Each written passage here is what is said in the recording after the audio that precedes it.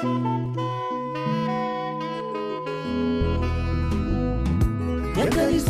yawe nakembora yo yakalisusu yawe yakalisusu yawe nakembora yo. Bien-aimés dans le Seigneur, je vous salue au nom de notre Seigneur Jésus-Christ.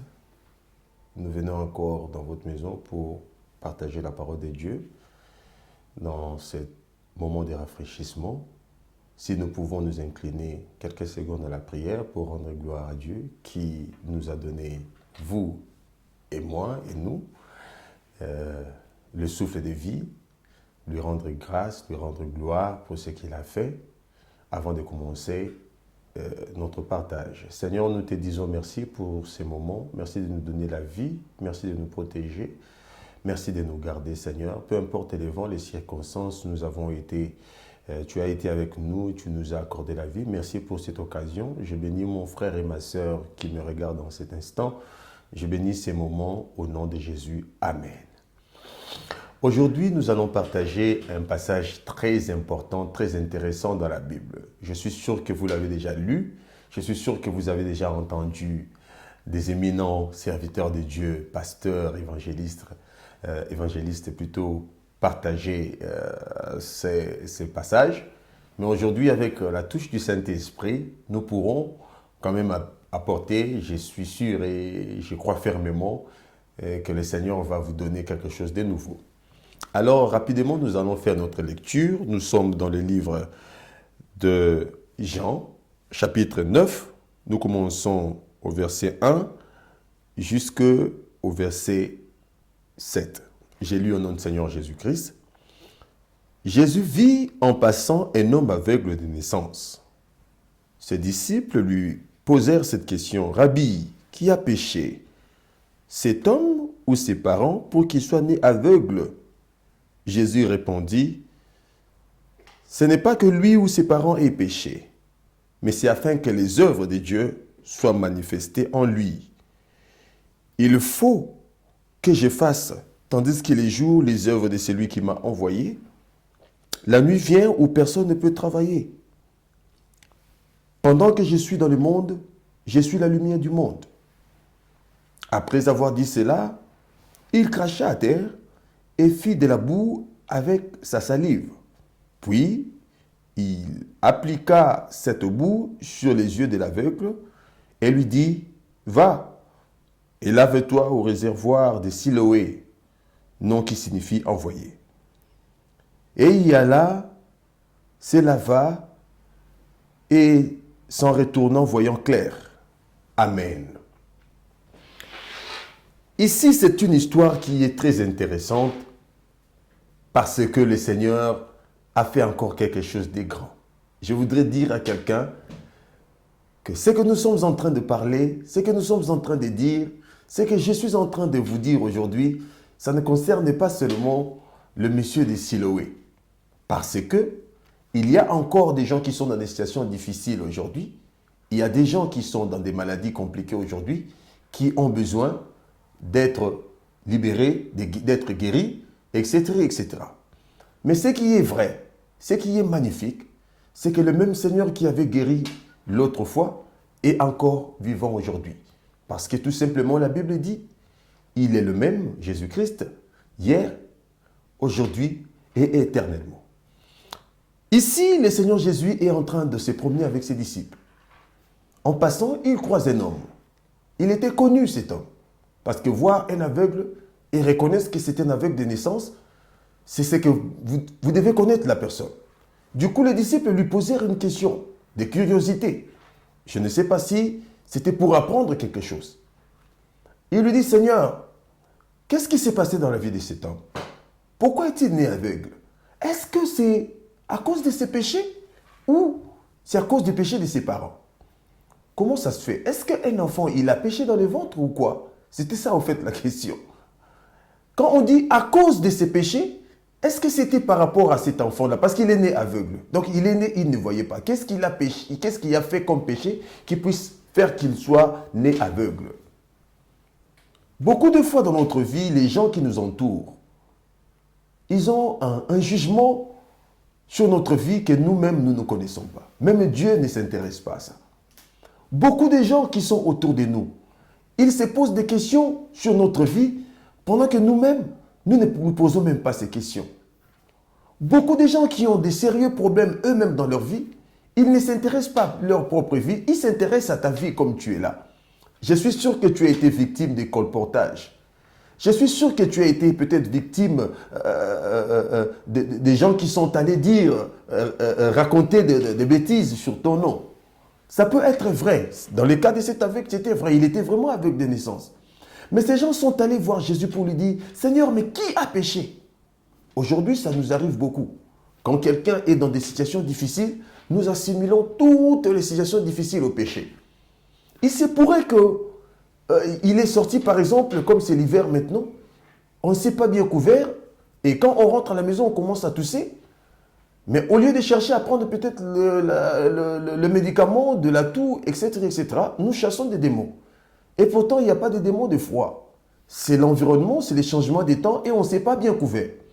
Souvenez-vous, Jésus, il a refusé lui-même de sauter quand le diable lui a dit saute et il est écrit. Beaucoup de fois, nous faisons cette erreur aussi. Mais ici, le problème, c'est quoi? Les gens, ils ont vu. Mais comment ça se fait cet homme est né aveugle?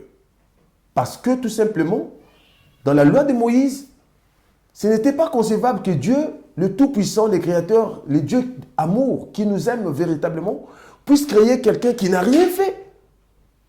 Il n'a rien fait, mais qu'il puisse naître aveugle. Pour les disciples, c'était inconcevable. Dans la loi de Moïse aussi, c'était généralement résultant de péchés que l'homme pouvait commettre d'une façon ou d'une autre. Je suis en train de dire à quelqu'un aujourd'hui, je t'ai dit ma soeur et mon frère, peut-être que la situation dans laquelle tu te trouves semble donner l'odeur de péché quelque part. Il se pourrait que ça soit vrai aussi. Il se pourrait que ça t'arrive parce que tu as commis un péché. Il se pourrait que ça t'est arrivé parce que tu as fait quelque chose de ne pas bien dans la société. Il se pourrait que tu sois en prison véritablement parce que tu avais vraiment commis un crime. Mais je suis venu te dire quelque chose aujourd'hui. Le Seigneur, regardant ces gens, ces disciples qui étaient eux tous juifs, ils connaissaient ce que c'était la loi. La loi qui était faite pour juger et condamner. Quand Jésus-Christ a entendu cela, il a compris que ces gens étaient ancrés dans la loi. Il a compris que les disciples, en fait, les gens avec qui je suis en train de me promener, les gens à qui j'ai déposé ma parole, ils sont encore enracinés dans la loi de Moïse. Alors, pour leur donner l'enseignement véritable, il leur dit le contraire. Il leur dit, écoutez, vous pensez tout simplement à l'ancienne façon de vivre, à l'ancienne façon d'opérer. Moi, je suis en train de vous dire, il peut être vrai que ce soit ses parents. Il peut être vrai qu'il y a eu pardon, des crimes qui ont été commis. Mais moi, en tant que Dieu amour, en tant que Dieu fidèle, je vais vous dire une chose. Il y a des situations dans lesquelles nous nous trouvons, non pas parce que nous avons fait quelque chose, mais tout simplement parce que le Seigneur veut manifester sa gloire. Je suis venu dans ta maison pour te dire, arrête de pleurer. Il y a quelqu'un qui est monté à la croix pour que sa gloire se manifeste dans ta vie. Il y a quelqu'un qui a donné sa vie pour que tu sois en santé parfaite. Il y a quelqu'un qui est mort afin que ta vie soit changée. Je ne vois pas pourquoi tu dois rester dans l'alcool. Je ne vois pas pourquoi tu resteras dans des drogues de tout genre. Je ne vois pas pourquoi tu resteras dans les chômages éternels. Oui, peut-être que tu avais commis quelque chose de pas bien, de bizarre. Mais le Seigneur vient te dire aujourd'hui, par ce message, peu importe ce que les gens qui sont autour de toi disent de toi, peu importe combien tu es qualifié, peu importe. Ici, dans ce passage, le nom de cet aveugle n'est même pas connu. Il n'est même pas comme Bartimée. On connaissait son nom. Il y a des gens qui sont dans des situations où leur situation domine sur leur identité. Leur situation devient leur identité. Et les gens commencent à avoir des préjudices sur vous. Oui, ils ont peut-être raison. En tant qu'humains, ils nous ont vu faire des bêtises. Ils nous ont vu faire des erreurs. Ils nous ont vu commettre des dégâts. Mais en tant que envoyé de Dieu, il ne pouvait pas réfléchir comme ça. Le Seigneur a donné sa parole à ses serviteurs, non pas pour juger, mais pour plutôt accorder la vie. Je veux te dire quelque chose aujourd'hui, dans ce petit court message, que peu importe ta situation, le Seigneur est là. Il est là pour que sa gloire se manifeste.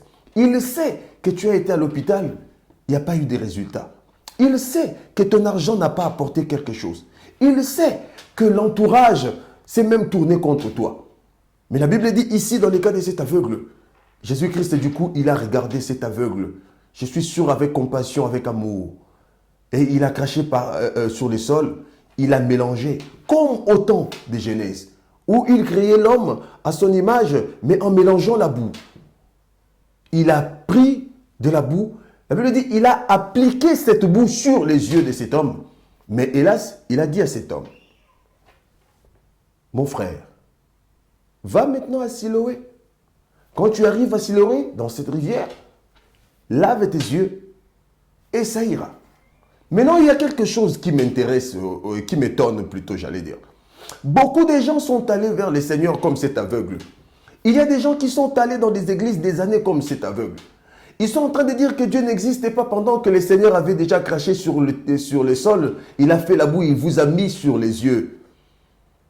Moi, je vois des gens qui se promènent avec de la boue. Oui, ta situation ne change pas tout simplement parce que tu n'es pas allé à Siloé pour te laver. Ça, c'est la part des responsabilités de l'homme.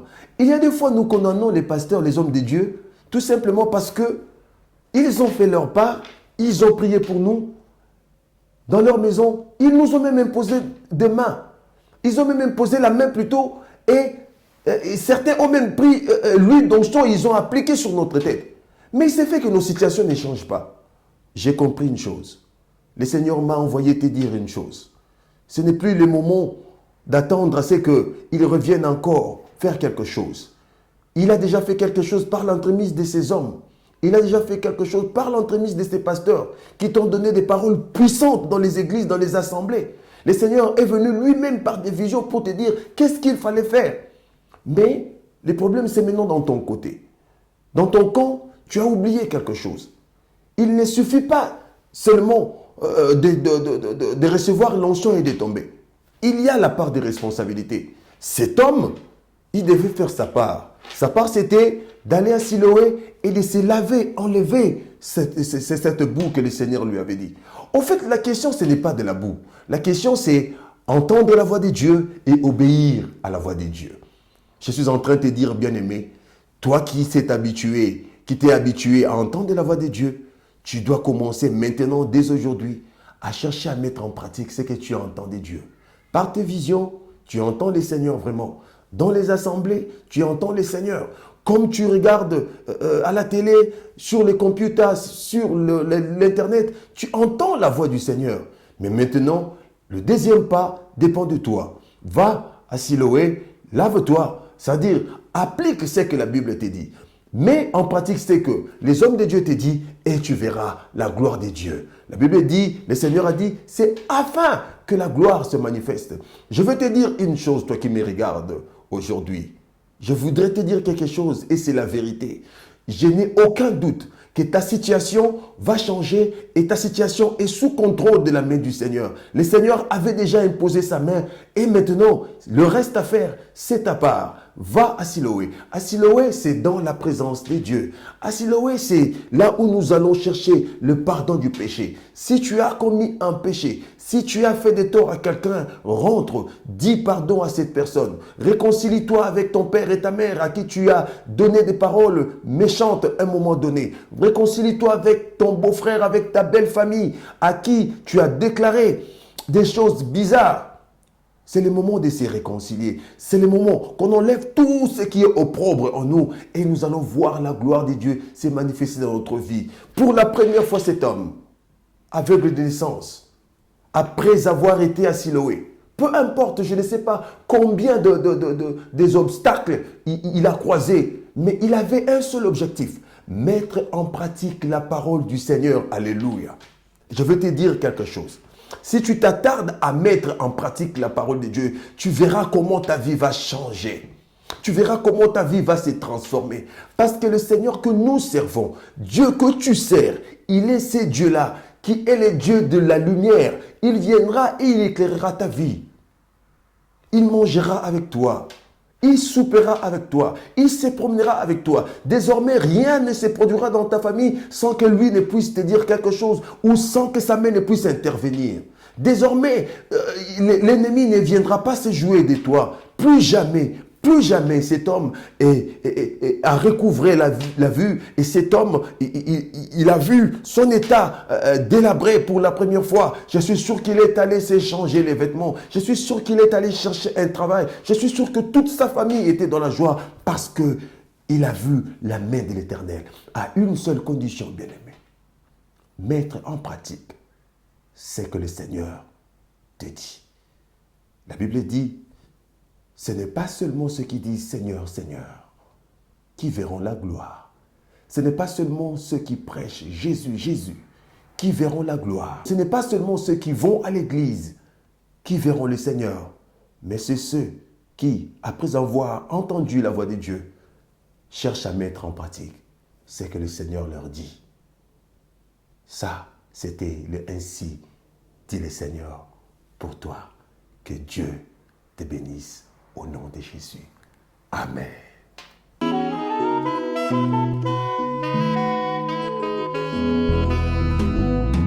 Yaka lisusu yawe nakembora yo. Yaka lisusu yawe.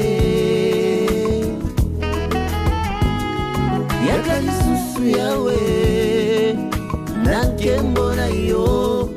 Yaka lisusu yawe. Yaka lisusu yawe, nankembo